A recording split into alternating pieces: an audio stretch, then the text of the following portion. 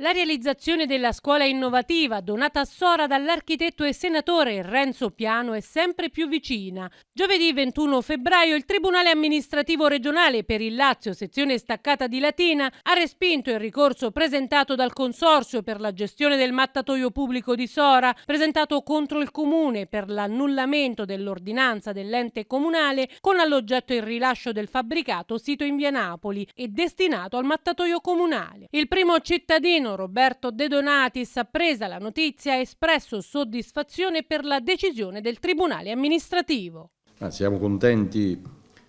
oggi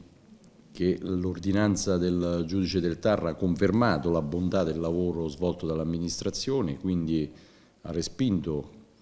la richiesta di sospensiva dell'efficacia dell'ordinanza. L'ordinanza prodotta per il rilascio del mattatoio comunale finalizzato alla realizzazione della scuola innovativa a firma dell'architetto Piano era un'ordinanza ben costituita. I nostri legali, che ringrazio profondamente per l'ottimo lavoro svolto, sia il professor Police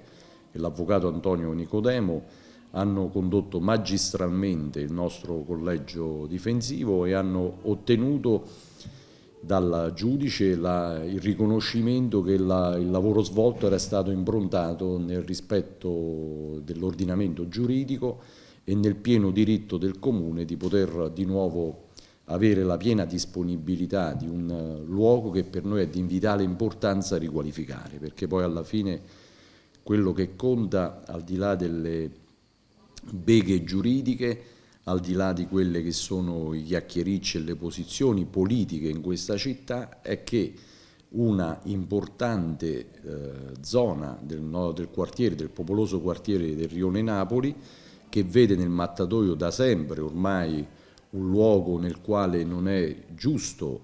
svolgere quel genere di attività, finalmente potrà vedere realizzata invece una scuola a vantaggio non solo dei bambini, dei più piccoli, ma una scuola anche aperta all'utilizzo della comunità locale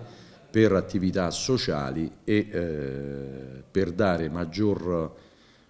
possibilità a tutti i residenti di poter godere di un quartiere che abbia tutti i diritti e tutte le possibilità di fruire anche di spazi pubblici all'altezza delle loro esigenze. Una volta rientrati in possesso dell'area si potrà quindi procedere con la demolizione. Innanzitutto l'amministrazione ha già approvato, in via di approvazione, del progetto di demolizione del mattatoio comunale. Noi confidiamo di poterla realizzare non appena avremo dato esecuzione all'ordinanza, di avere tutti gli elementi opportuni per poter procedere con la demolizione, ma nel frattempo stiamo anche procedendo con la definizione progettuale. Abbiamo appena ricevuto gli elaborati del progetto definitivo da parte del senatore Piano e del suo gruppo G124. Il Dipartimento di Casa Italia ha dato incarico ai geologi per fare per svolgere le loro attività che sono propedeutiche anche alla variante urbanistica che dobbiamo approvare,